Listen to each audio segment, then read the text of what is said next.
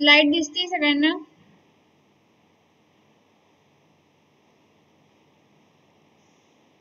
कोणीतरी सांगा पटकन. ओके, आजचा लेक्चरचा पॉइंट आहे आपल्याला डी फॅक्टो आणि डी ज्युरे हे स्टँडर्ड्स पाहिजे. पण त्या अगोदर तुम्ही कालच पाहिल्याप्रमाणे प्रोटोकॉल काय आहे, त्याचे एलिमेंट्स प्रोटोकॉलचे आणि नंतर स्टँडर्ड कोणत्या वेनी करतोय. जो आपल्याला सेकंड चॅप्टर आहे त्याच्यामध्ये ISO मॉडेल आहे. तर मग आपण इथं स्टँडर्ड्स कोणत्या फॉर्मॅटमध्ये घेतो, बाय लॉनी घेतो का काय बाय फॅक्ट असती. मग इथं डी ज्युरे आणि डी फॅक्टो असे आहेत. तर आजच्या लेक्चरमध्ये आपण protocols, elements of protocol, standards मध्ये दोन आहे, डी ज्युरे आणि डी फॅक्टो. त्यानंतर स्टँडर्ड ऑर्गनायझेशन, इंटरनेट स्टँडर्ड्स हे पॉइंट पाहणार आहोत. पहिला आता प्रोटोकॉल. प्रोटोकॉल तुम्हाला काय सांगितल्याप्रमाणे एक काहीतरी set of rules and regulation ठरवून दिलेले असतात. मग पहा, protocol is a set of rules that govern data communication. Protocol define कसा केला जातो, आता नेटवर्किंगच्या भाषेमधला प्रोटोकॉल कसा आहे पहा. व्हॉट इज कम्युनिकेटेड, काय कम्युनिकेट करायचं, नंतर हाऊ इट इज कम्युनिकेटेड, कसं कम्युनिकेट होणार आहे, and when it is communicated, आणि कधी कम्युनिकेट होणार आहे. म्हणजे जेव्हा प्रोटोकॉल येतो नेटवर्किंगचा, पहा तुम्ही कोणती वेबसाईट ब्राउझर ओपन वगैरे केली तर HTTP ने चालू होतोय. असे कितीतरी प्रोटोकॉल आहे, तुम्हाला कनेक्शन ओरिएंटेड, कनेक्शनलेस असे पॉइंट होणार आहेत पुढं. मग प्रोटोकॉल जेव्हा येतो तो कसा डिफाईन केला जातो, त्याचे काहीतरी रूल्स अँड रेग्युलेशन असतात. मग काय, नेटवर्किंग म्हणल्यावर कम्युनिकेशन करायचंय. मग 3 क्वेश्चन माइंड मध्ये येतात, व्हॉट, हाऊ आणि व्हेन. काय, त्यानंतर कसं आणि कधी कनेक्ट करायचं आहे. मग for communication to offer the entities must agree on protocol. त्याचे काहीतरी की एलिमेंट्स दिलेले आहेत प्रोटोकॉलचे. पहा, फर्स्ट डेफिनेशन समजली का प्रोटोकॉलची, कालच पाहिली होती आपण. Protocol is a set of rules and regulation that govern the data communication. Data communication करताना काहीतरी रूल्स रेग्युलेशन ठरवून दिले असतात, त्या फॉर्मॅटमध्ये करायचंय. आणि प्रोटोकॉल कसा डिफाईन केला जातो, what is communicated, how it is communicated आणि व्हेन इट इज कम्युनिकेटेड. आणि की एलिमेंट्स ऑफ प्रोटोकॉल कोणते आहेत पाहता. की एलिमेंट्स त्याचे 3 आहेत, सिंटॅक्स, सिमेंटिक आणि टायमिंग. त्याचा सिंटॅक्स कसा असणार आहे, त्यानंतर सिमेंटिक काय रेफर करतोय, त्याचा मिनिंग ऑफ डेटा, आणि टायमिंग, हे 3 त्याचे की एलिमेंट्स आहेत. एक्झामला येऊ शकतात प्रोटोकॉलचे की एलिमेंट्स. आता पहा, सिंटॅक्स मध्ये काय सांगितलं जातं. The term syntax. आता सिंटॅक्स म्हणल्यावर माइंड मध्ये आलं पाहिजे, पहा सी लँग्वेज नी प्रोग्राम करायचा असेल तर एक सिंटॅक्स आहे, C++ नी करायचं असेल तर एक आहे. आता तुम्ही जावा शिकता, जावाचा वेगळा सिंटॅक्स आहे. आपण घेतला ऍडिशन ऑफ 2 नंबर, 2 नंबरचे ऍडिशन प्रत्येक ठिकाणी आउटपुट 2+2 4च येणार आहे, पण सिंटॅक्स डिफाईन केलेला वेगवेगळा आहे. मग इथं पहा प्रोटोकॉलचा सिंटॅक्स कसा आहे पहा. The term syntax refer to the structure और फॉर्मॅट ऑफ डेटा. आता इथं प्रोटोकॉल थ्रू आपल्याला डेटा ट्रान्समिट किंवा कम्युनिकेट करायचा आहे. मग इथं पहा, the term syntax refer to the structure और format of data meaning the order in which they are presented. काय त्याची ऑर्डर कोणत्या वेनी प्रेझेंट करण्याची. मग फॉर एक्झाम्पल दिले पहा, simple protocol might expect the first 8 bit of data.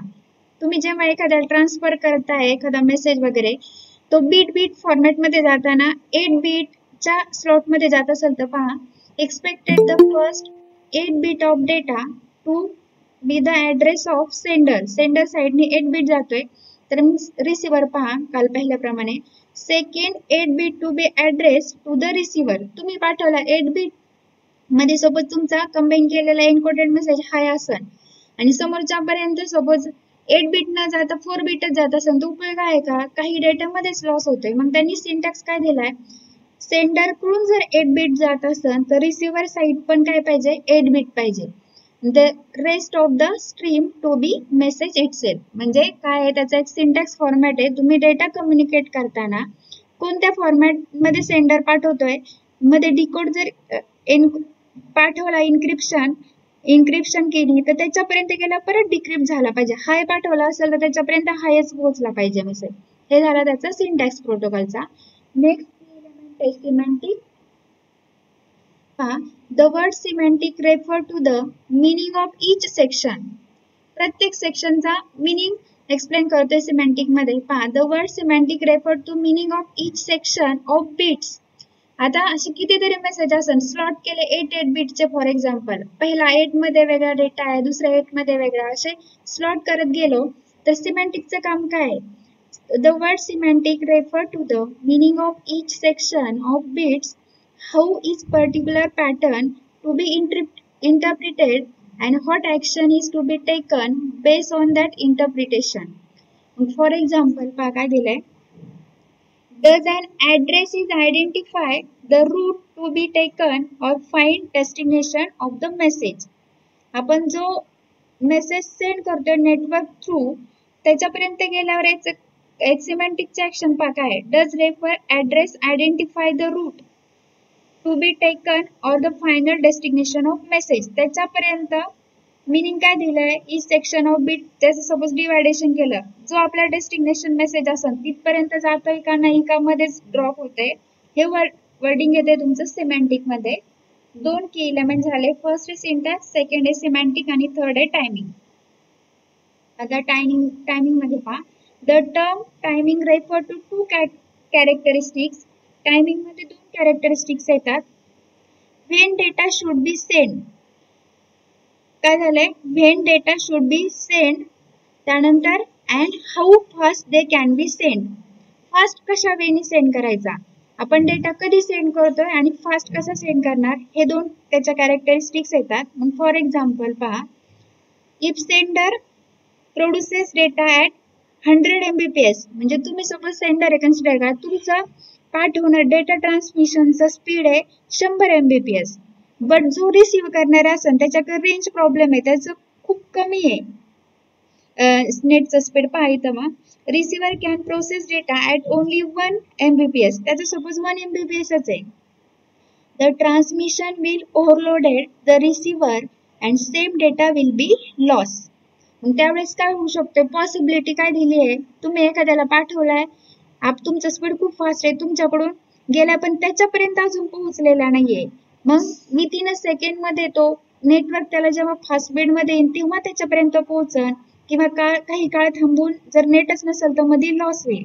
हे दिले तुमचं टायमिंगचं. मग टायमिंग मध्ये 2 कॅरेक्टरिस्टिक लक्षात ठेवायचा. When data should be send आणि how fast they can be send. Fast कशा पद्धतीने करायचा आणि कधी डेटा पाठवायचा. मग त्यांनी फॉर एक्झाम्पल मध्ये तुम्हाला एक एक्झाम्पल दिलंय.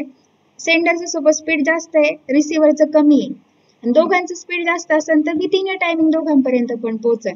पण सपोज सेंडरचं स्पीड खूप कमी आहे, रिसिव्हरचं खूप जास्त आहे, तरी उपयोग नाही. सेंडर कुणाच डेटा येत नाही तर त्याच्या स्पीडचा उपयोगच नाही. हे झाले 3 की elements.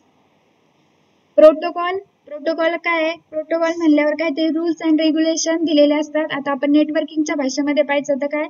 Protocol is a set of rules that govern the data communication. तुमचा जो डेटा कम्युनिकेट करायचा, एक्सचेंज करायचा, त्याच्यासाठी काहीतरी रूल्स रेग्युलेशन दिलेले आहेत. पण प्रोटोकॉलचे 3 की एलिमेंट्स आहेत. कोणते आहेत? आता पहिला सिंटॅक्स, कोणत्या फॉर्मॅटमध्ये, नंतर सिमॅन्टिक, गेलेला डेटा काय करतोय? Semantic refer to the meaning of data, it specify how the bit pattern is to be interpreted and when action should be taken, काय ऍक्शन घ्यायची आहे. आणि त्यानंतर आहे तुमचा टायमिंग मध्ये 2 characteristics, when data should be send आणि how fast they can be send. Protocol समजलाय सगळ्यांना? ओके. आता याच्यामध्ये स्टँडर्ड्स दिलेले आहेत. स्टँडर्ड्स म्हणजे काय पहा, आता तुम्हाला एक रफ डेफिनेशन सांगते. आपण एखादी वस्तू वगैरे काय घ्यायची असेल तर पहा, स्टँडर्ड्स पाहतो. फॉर एक्झाम्पल एकदम कॉस्टली वस्तू घ्यायची असेल तर तिचं रिप्युटेशन पाहतो, किंवा आपल्या आतापर्यंत आलेल्या ISO स्टँडर्ड असेल, इंटरनॅशनल स्टँडर्ड ऑर्गनायझेशन असेल तर एकदम बेस्ट आहे. पहा, एखाद्या प्रोडक्टवरती ISO असेल तर आपल्याला असं वाटतं खात्रीशीर आहे, काहीच प्रॉब्लेम नाही. मग आता इथं नेटवर्किंग मध्ये डेटा एक्सचेंज करताना स्टँडर्ड कसं असावं काय, याच्यातून आपण शिकणार आहे. मग आता स्टँडर्ड म्हणजे काय पहा, standard provides model for, second chapter मध्ये तुम्हाला वेगवेगळे मॉडेल आहे, TCP, UDP असे. Standard provide model for development that make it possible for product to work regardless of the individual manufacturer. मग काय सांगतं स्टँडर्ड? आता इथं नेटवर्किंगच्या भाषेमध्ये पाहिजे तर number of network and network user has increased in last few decades. काय झालंय, काही काळामध्ये नेटवर्किंग हा कन्सेप्ट खूप वापरला जातोय. मग आता नेटवर्कचा स्पीड कसा आहे, कसा नाहीये, कम्युनिकेशन कसं पॉसिबल होत आहे, याच्यावर डे बाय डे स्टँडर्ड काय होतोय, चेंजेस होत चाललेला आहे. मग आपल्याला इथं स्टँडर्ड मध्ये 2 पार्ट केलेत त्यांनी.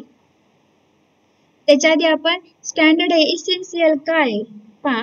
ISO तुम्ही एखाद्या वस्तू घेतली तर आपल्याला काय होती, ती वस्तू यूज करण्याच्या अगोदर एक फक्त काय येतंय, गॅरंटी येते, ही खूप टिकणारी आहे, ISO ब्रँड आहे, खूप चांगली आहे, असं आधीच एक येतंय. ISO कधी दिला जातो, तिचे सगळं खूप टेस्टिंग केल्यानंतर दिला जातो, त्यामुळे ती टिकणारीच असते. मग इथं पहा स्टँडर्ड इसेन्शियल काय आहे, इथं कम्युनिकेशन करताना इथं maintaining open and comparative markets. पहा, guarantee national international interoperability of data and telecommunication technology and processes. एक गॅरंटी भेटते.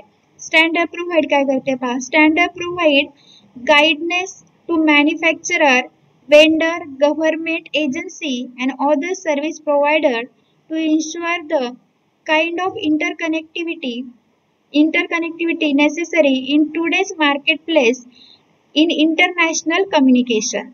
मग काय दिलं, आता आपण जे स्टँडर्ड पाहतोय तो नेटवर्किंगच्या भाषेमधला पाहतोय. मग त्यांनी काय सांगितलंय, आता पहा 2GB 4GB जे नेटवर्किंग असते, 2GB चा वेगळा स्टँडर्ड आहे, 4GB चा वेगळा आहे, काहीतरी स्पीड मध्ये चेंजेस आहे. मग त्यांनी काय सांगितलंय, टुडे आता मार्केट प्लेस आपल्याला सोबत इंटरकनेक्ट एकमेकांसोबत व्हायचं असेल, तर इंटरनॅशनल कम्युनिकेशन करायचं असेल तर नेट असणं गरजेचं आहे. मग त्यांनी काय सांगितले पहा, स्टँडर्ड काय प्रोव्हाइड करतो आपल्याला, वेगवेगळ्या गाईडलाईन मध्ये manufacturer, vendor, government agency, other services provider याच्यावरून सगळं आपला कन्सिडर केलेला जातो. हे झालं स्टँडर्ड आर इसेन्शियल. मग आता पहा, व्हाय स्टँडर्ड आर इसेन्शियल, काय इसेन्शियल आहे, डायग्राम पहा. आता इथं विदाउट स्टँडर्ड सांगितली एक डायग्राम पहा, S1 S2 S3 S4 D1 D2 D3 दिलेले आहेत. विदाउट स्टँडर्ड 12 डिफरंट प्रोटोकॉल्स घेतलेत, वेगवेगळे प्रोटोकॉल घेतलेत, त्याला सेट ऑफ रूल्स रेग्युलेशन पण दिलं, पण स्टँडर्ड वापरलेलं नाही. आणि काय केलं आपण, 12 डिफरंट प्रोटोकॉल्स घेतलेत आणि इम्प्लिमेंट करताना काय केलं पहा, इथं 24 प्रोटोकॉल इम्प्लिमेंटेशन झालंय 24. पहिला आहे हा तिघांसोबत हा असा वेनी झालाय. मग काय होईल, नेटचा स्पीड खूप प्रमाणात डिक्रीज होईल. मग इकडेच तुम्हाला काय सांगितलं पाहता, विथ स्टँडर्ड 1 प्रोटोकॉल आहे, सपोज एकच घेतला आपला HTTP, पण याच्यात इम्प्लिमेंटेशन 7, इम्प्लिमेंटेशनचा वे कसा आहे पहा, S1 S2 S3 S4 एकाच ठिकाणी आलेत, एक प्रोटोकॉल थ्रू कम्युनिकेट झालेत आणि इथं आल्यावर डिस्ट्रीब्यूट झालेत. पण इथं किती गोंधळ आहे पहा, हा स्वतः याच्यासोबत कम्युनिकेट होतोय, याच्यासोबत होतोय, मग डेटा मध्ये कम्युनिकेशन लॉस होण्याची पॉसिबिलिटी असते किंवा अदर काही पॉसिबिलिटी असते. मग इथे एक्झाम्पल घ्यायचं तर क्रॉस कनेक्शन्स वगैरे पहा, खूप सारे नेटवर्क एकत्र आले तर काय होऊ शकतोय, डेटा लॉस होतो, याचा आवाज त्याला त्याचा याला जाऊ शकतोय. मग हे सांगितलेलं आहे स्टँडर्ड का इसेन्शियल आहे. मग आता कॅटेगरी केल्यात पहा स्टँडर्डचा, 2 कॅटेगरी केल्यात, डी ज्युरे आणि डी फॅक्टो म्हणून. इथपर्यंत समजले का सगळ्यांना, प्रोटोकॉल आणि स्टँडर्ड समजले?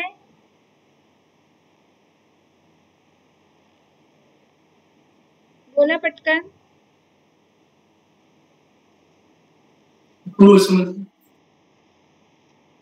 ओके, रिअल लाईफ सोबत मॅच करा, कारण की इथं फक्त आपले नेटवर्किंग आणि हे दोन्हींच्या रिलेटेड कसं होतंय लगेच समजून जाईल. मग आता काय केलंय, स्टँडर्डचे 2 कॅटेगरी केलेत किंवा 2 टाइप्स केलेत.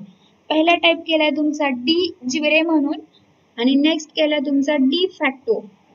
आता डी ज्युरे यालाच काय म्हणलं जाते पहा, बाय लॉ किंवा बाय रेग्युलेशन, तुमचे काय रूल्स रेग्युलेशन असतो हा. आणि डी फॅक्टो म्हणजे काय पहा, एक फॅक्ट असते, एक फॅक्टर किंवा एक कन्व्हेन्शन ठरलेलं असतं. मग डी फॅक्टो मध्ये 2 सांगितलेले आहेत, एक प्रॉपर्टी आणि एक नॉन प्रॉपर्टी. स्टँडर्ड्स 2 आहे, डी ज्युरे आणि डी फॅक्टो. पहिला पाहू आता डिफॅक्टो. डिफॅक्टो स्टँडर्ड्स म्हणजे पहा, डिफॅक्टो स्टँडर्ड हा असतो, याची रिक्वायरमेंट कशी असते, प्रायव्हेट असते. पर्टिक्युलर ऑर्गनायझेशन, पर्टिक्युलर व्यक्ती अशी. डिफॅक्टो स्टँडर्ड कसं आहे, प्रायव्हेट, जसं प्रायव्हेट नेटवर्क. मग इथं पहा, standard develop by private company, एक प्रायव्हेट कंपनी डिझाईन करते, which are use widely as a result of choice of consumers. त्याची चॉईस असते, choice of consumer widely result करताना. डिफॅक्टो काय आहे, स्टँडर्ड्स प्रायव्हेट आहे. आणि डी जोरे पहा, ही पब्लिक रिक्वायरमेंट आहे अनेक लोकांची मिळून. मग याच्यामध्ये काय केलंय पहा, स्टँडर्ड रजिस्टर. आता तुम्ही सिंपल पब्लिक आणि प्रायव्हेट मध्ये पहा, पब्लिक काय दिलेलं आहे, आयएसओ घेतलं, आयएसओ हा ब्रँड आहे, एकदम पब्लिसिटी झालेला आहे. आता प्रायव्हेट एखादं ब्रँड केलेलं आहे, सपोज एखाद्या ऑर्गनायझेशननीच त्या ब्रँडला लेबल दिलेलं असेल, पण हे पब्लिसिटीली नाही, फक्त त्या प्रायव्हेट सेक्टर पुरतं मर्यादित आहे. आणि पब्लिक असेल तर ओव्हरऑल याच्यामध्ये तो येतो ड्युजरे मध्ये. ड्युजरे स्टँडर्ड्स म्हणजे तुमचा पब्लिक. आता इथं मिनिंग पहा, डी ज्युरे म्हणजे काय, लॉ आणि काहीतरी रेग्युलेशन दिलेले असतात. आणि डी फॅक्टो हा प्रायव्हेट आहे, तर डी फॅक्टो मध्ये फॅक्टर किंवा कन्व्हेन्शन असतात. मग द डी ज्युरे स्टँडर्ड्स काय, public requirement standard register at recognise standard organisation such as. काही स्टँडर्डचे नाव सांगितलेले आपण. आयएसओ तर सगळ्यांना माहितीच आहे. पहा, ITU म्हणून आहे, IEC आहे, ISO, असे वेगवेगळे स्टँडर्ड्स आहे. पहिला पाहू आता ITU. ITU मध्ये याचंच मिनिंग काय, इंटरनॅशनल टेलिकम्युनिकेशन युनियन हा स्टँडर्ड आहे. इंटरनॅशनल टेलिकम्युनिकेशन युनियन फॉर हा कुठं यूज होतोय, कोणते कोणते प्रोडक्ट वगैरे कसा होतोय पहा. For telecommunication and radio communication. An organization belong to the United Nations. The MIC is responsible for ITU work. हा एक स्टँडर्ड आहे पहा नेटवर्किंग मध्ये. कशासाठी, टेलिकम्युनिकेशन आणि रेडिओ कम्युनिकेशन साठी ITU, इंटरनॅशनल टेलिकम्युनिकेशन युनियन. नंतरचा आहे तुमचा ड्युजरे मधला IEC. फॉर एक्झाम्पल पहा, IEC मध्ये इंटरनॅशनल इलेक्ट्रोटेक्निकल कमिशन. काय, International Electrotechnical Commission for electric आणि इलेक्ट्रॉनिक टेक्नॉलॉजी मध्ये येतोय. पण काय दिलं पहा, and private organisation national body is responsible for the IEC work. आणि आपला पहा, हा सगळ्यांनाच माहिती आहे, ISO इंटरनॅशनल स्टँडर्ड ऑर्गनायझेशन. ह्या स्टँडर्ड बेसवर आपल्याला सेकंड चॅप्टर मध्ये मॉडेल आहेत, त्याला 7 लेयर्स वापरलेले आहेत आणि वर्क करताना. मग ISO मध्ये पहा, International Standard Organisation for those other than the one subject to the above two organisation and private organisation national body is responsible for the ISO work. पहा आता डी ज्युरे परत एकदा सांगते. डी ज्युरे म्हणजेच काय, बाय लॉ. आणि डी फॅक्टो म्हणजे by factor किंवा कन्व्हेन्शन. डी ज्युरे मध्ये those standards that have been legislated by the official recognized body. De jure हा पब्लिक असतो, पब्लिक ऑर्गनायझेशन. ह्या काय, हा काय एक ऑफिशियल रेकग्नाइज जी बॉडी असती, लिगेस्टिकल तिला मान्यता दिली पाहिजे त्या प्रोडक्टला. डी फॅक्टो पहा, standards that have not been approved by an organization body but have been adopted as standard through widespread use. De facto standards are often established originally by the manufacturer who seek to define functions of the new product of technology. De facto म्हणजे factor किंवा convention, म्हणजे तुमचा private. मग आता D फॅक्टोचे दोन केलते. काय, प्रॉपर्टी म्हणजे क्लोज स्टँडर्ड, नॉन प्रॉपर्टी म्हणजे ओपन स्टँडर्ड. पहा आता क्लोज स्टँडर्ड मध्ये काय सांगितलंय, standards that are originally invented by commercial organisation. Commercial, private base जे असेल, commercial organisation as the basis for the operation of its product. They are wholly owned by the company. They are also called close standard. यालाच काय म्हणलं जाते, close standard, because they close off communication systems. पण कसं आहे, commercial organisation मग for example सांगितले तुमचे रुटिंग प्रोटोकॉल मध्ये IGRP, EIGRP. नॉन प्रॉपर्टी मध्ये त्यालाच म्हणतो ओपन स्टँडर्ड. त्याच्यामध्ये पहा they are originally develop groups or community. कसा असतो पर्टिक्युलर एखादा ग्रुप किंवा एक कम्युनिटी असती that they have passed them into public domains. हा कसा आहे कमर्शियल आहे. हा कसा आहे ग्रुप्स किंवा कम्युनिटी असते त्याच्यामध्ये आपण पास करतोय पब्लिक डोमेन्सला.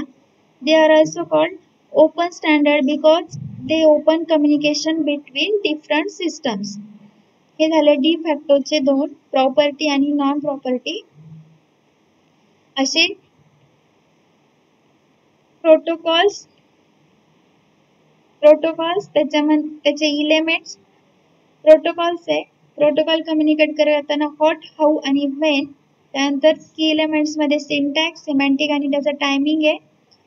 स्टँडर्ड काय, स्टँडर्ड का इसेन्शियल आहे विथ डायग्राम सांगितलंय. स्टँडर्डचे दोन कॅटेगरी केलेले आहेत किंवा दोन टाइप्स आहेत, डी ज्युरे आणि डी फॅक्टो. डी ज्युरेस म्हणजेच तुमचा बाय लॉ किंवा बाय रेग्युलेशन जे रूल्स रेग्युलेशन. डी फॅक्टो म्हणजे एक फॅक्टर आणि कन्व्हेन्शन. आणि डी फॅक्टो मध्ये दोन येतात, प्रॉपर्टी आणि non property. D facto standards हा प्रायव्हेट रिक्वायरमेंट नुसार असतो आणि डी ज्युरे हा पब्लिक रिक्वायरमेंट नुसार असतो. मग डी ज्युरे मध्ये पब्लिक रिक्वायरमेंट नुसार वेगवेगळे स्टँडर्डचे नावं सांगितलेत. पहिला ITU, त्यालाच म्हणलं जातं इंटरनॅशनल टेलिकम्युनिकेशन युनियन. नंतरचा IEC, international electro technical commission. आणि थर्ड आहे ISO. असे कितीतरी आहेत, तीन सांगितले एक्झाम्पल साठी, इंटरनॅशनल स्टँडर्डायझेशन आणि ऑर्गनायझेशन.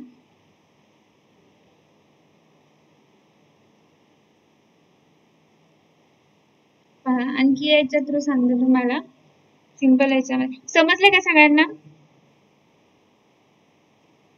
बोला पटकन.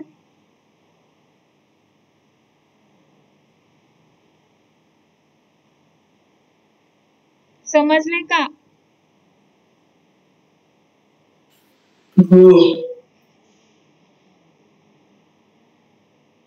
पण आता थिअरी फॉर्मॅट मध्ये जरी असलं तर कन्सेप्ट समजला पाहिजे.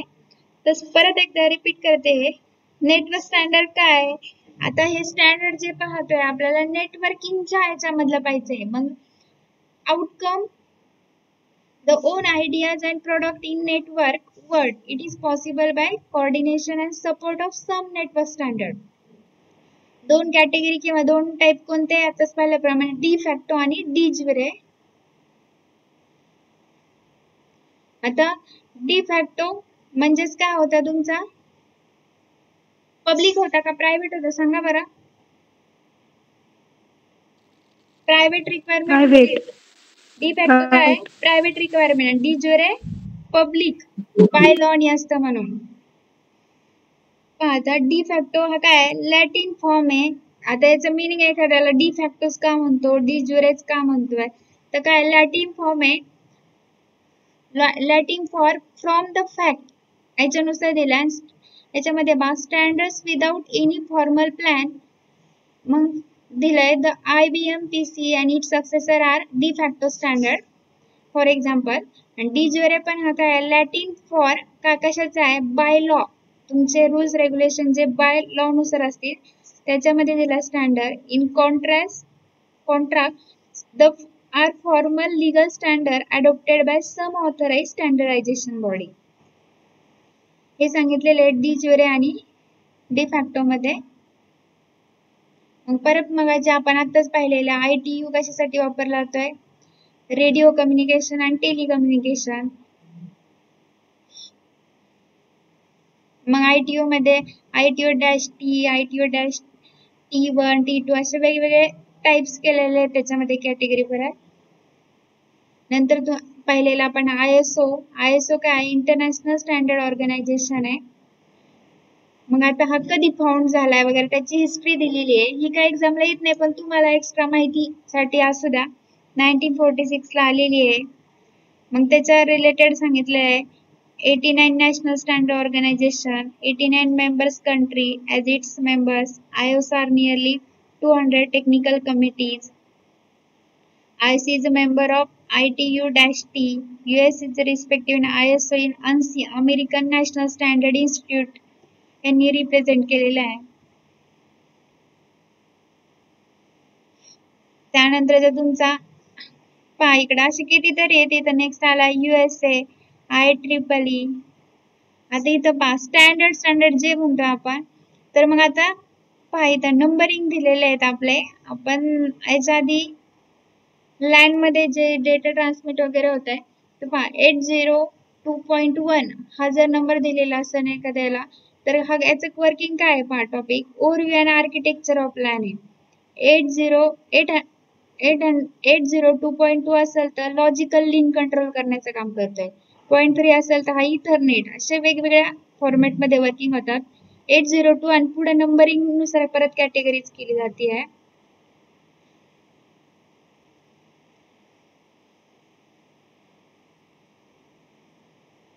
हा समजलंय सगळ्यांना? स्टँडर्ड कळलंय का?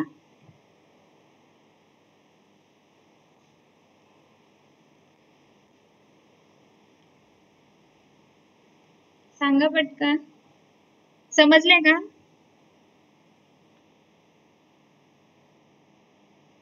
अरे बोला.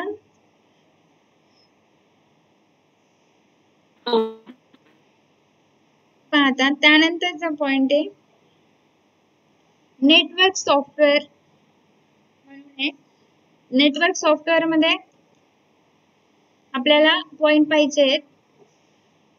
आता नेटवर्किंग म्हणजे काय मोर दॅन 2 पीसी इंटरकनेक्ट होत असेल तर त्याला आपण नेटवर्क म्हणतोय. आणि जे नेट कनेक्शन एक्सचेंज वगैरे होतंय त्यासाठी काहीतरी ऍप्लिकेशन वापरून आपण डेटा एक्सचेंज करतोय.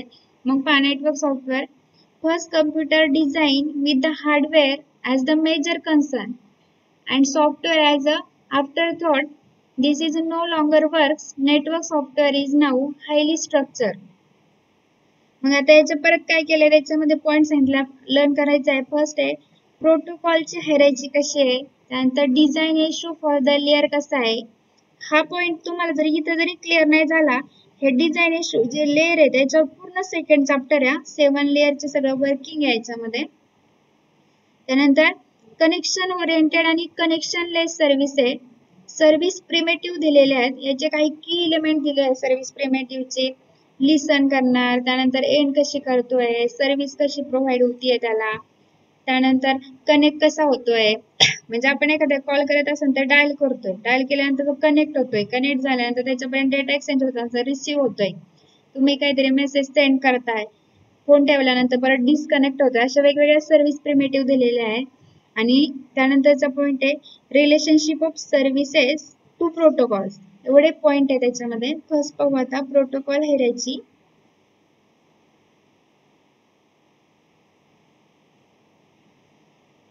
घ्यायचा हा पॉइंट काही इथे थांबायचा आहे. बोला 12:30 वाजले. हो स्टॉप करा मॅडम. ठीक आहे. कोणते कोणते पॉइंट पाहिलेत आज सांगा बरं.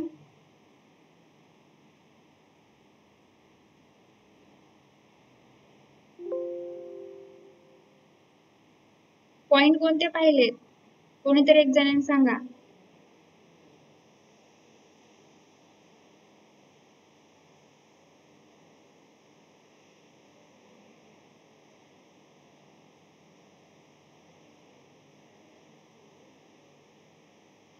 अरे बोला.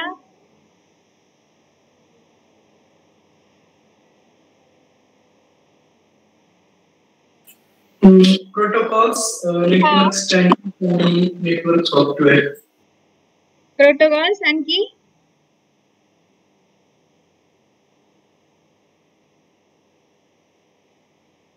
network standards. Network standards. प्रोटोकॉलचे की एलिमेंट्स कोणते आहेत बरं. सिंटॅक्स, सिमॅन्टिक्स आणि टायमिंग. सिंटॅक्स, सिमॅन्टिक्स आणि टायमिंग. 2-3 आवाजच येतात डेली, बाकीचे तर काय ऐकतात का नाही काय माहिती. त्यानंतर आपण स्टँडर्ड्स पाहिले. स्टँडर्ड्स मध्ये 2 टाइप्स केलेत. कोणते बरं. de facto and De- de jure. De facto and de jure. De jure आणि डी फॅक्टो. आणि परत याच्यामध्ये डी फॅक्टो मध्ये दोन केले, प्रॉपर्टी आणि नॉन प्रॉपर्टी. डी फॅक्टो जो असतो काय, त्याची रिक्वायरमेंट कशी आहे, प्रायव्हेट रिक्वायरमेंट आहे, आणि डी ज्युरेची Public. पब्लिक. आणि आता तुमचं जर आज पाहिलेलं आहे प्रॉपर्टी आणि नॉन प्रॉपर्टी डी फॅक्टोचे टाइप्स, त्यालाच दुसरं नाव आहे, 1 मार्क्सला वगैरे येऊ शकतं एक्झामला. कोणते आहेत, क्लोज स्टँडर्ड्स किंवा नॉन प्रॉपर्टीला काय म्हणतो दुसरं नाव, ओपन स्टँडर्ड. ठीक आहे, इथे थांबूया. आता फक्त लास्ट पॉइंट राहिलेला आहे नेटवर्क सॉफ्टवेअर म्हणून. त्यानंतर आपला चॅप्टर